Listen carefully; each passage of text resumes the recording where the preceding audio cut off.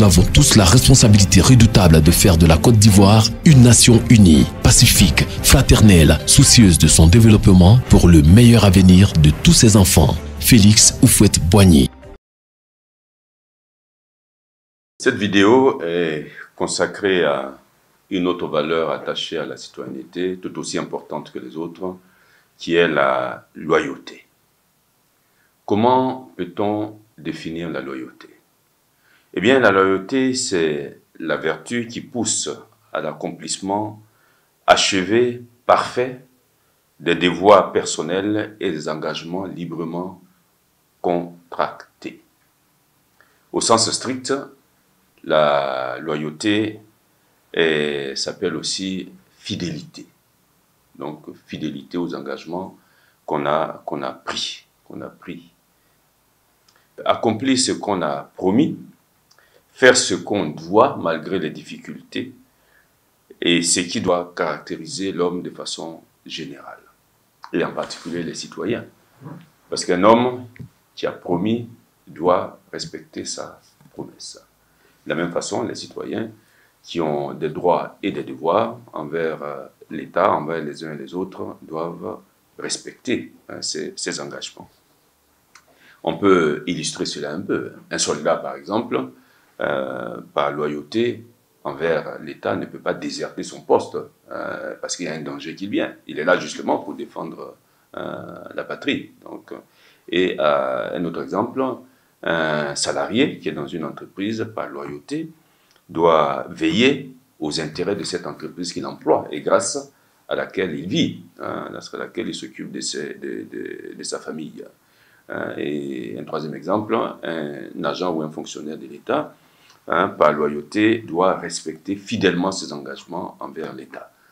Il doit travailler les heures prévues, il doit être sérieux dans son travail, il doit veiller scrupuleusement aux intérêts de l'État.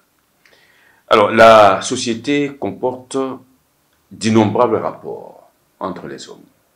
Les citoyens ont beaucoup de rapports les uns avec les autres, et sans un climat de loyauté et de confiance, ces rapports ne pourraient pas se dérouler de façon harmonieuse.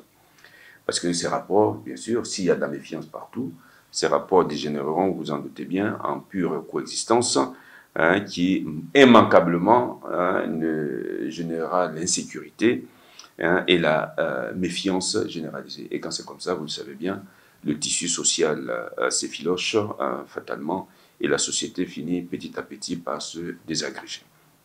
Donc la loyauté est une vertu très importante pour la vie sociale. On doit pouvoir se faire confiance les uns envers les autres. Sinon, la société ne tiendra pas. Donc c'est une vertu sociale très très importante parce qu'elle va favoriser cette loyauté, ce climat de confiance nécessaire aux échanges de différents types qu'il y a entre les citoyens, qu'il y a au niveau de la société. Quelqu'un qui se rend chez le médecin, s'il n'a pas confiance à ce que le médecin le soigne conformément au serment qu'il a prêté, c'est-à-dire qu'il prodigue des soins attentifs et consciencieux, eh bien ça ne remettra pas au médecin. De la même façon, quelqu'un qui introduit son affaire devant le juge, s'il n'a pas confiance à ce que le juge juge cette affaire conformément à son serment, c'est-à-dire en toute impartialité, en toute indépendance, eh bien, il ne s'en remettra pas au juge, il va chercher à se faire justice à lui-même. Et ainsi de suite, on peut multiplier les exemples. Mais l'idée est celle-ci, que nous devons faire en sorte de respecter les engagements que nous avons librement contractés. Nous devons faire en sorte aussi de respecter les devoirs qui nous incombent selon le type de profession que chacun de nous exerce. L'État doit avoir confiance dans les citoyens et les citoyens aussi doivent avoir confiance, pouvoir compter sur l'État, avoir confiance en l'État et avoir confiance les uns envers les autres. Et c'est de cette façon qu'il sera possible de bâtir une société harmonieuse et prospère. Et donc, soyons loyaux les uns envers les autres, et chacun doit être loyal envers l'État et loyal envers les autres citoyens. Un citoyen loyal pense à son pays, bien entendu. Je dois même pouvoir dire, un citoyen loyal pense d'abord à son pays. Et il pense aux autres citoyens aussi, car le pays et les autres citoyens ont mis leur confiance en lui, ont mis leur confiance en lui de la même façon que lui-même a mis sa confiance dans les autres et dans le pays. Donc il va s'efforcer, ce citoyen loyal, de sortir, de surmonter l'individualisme auquel chacun de nous est enclin. Et il doit, en surmontant cela, bien sûr, il va s'ouvrir aux autres pour bâtir au coude à coude avec eux une société prospère et harmonieuse.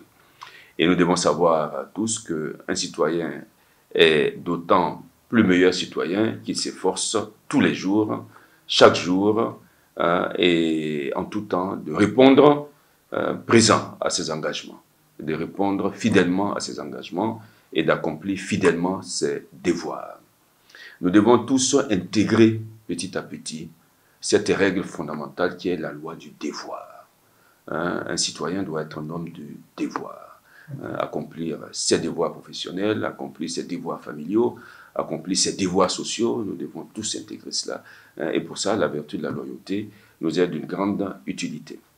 Alors pour finir, efforçons-nous tous de s'aimer, chacun à son niveau, généreusement, cette sémence importante de la loyauté, de la confiance, afin que notre pays puisse se développer avec toutes les énergies, de concentrer vers un seul objectif qui est la prospérité et le développement commun.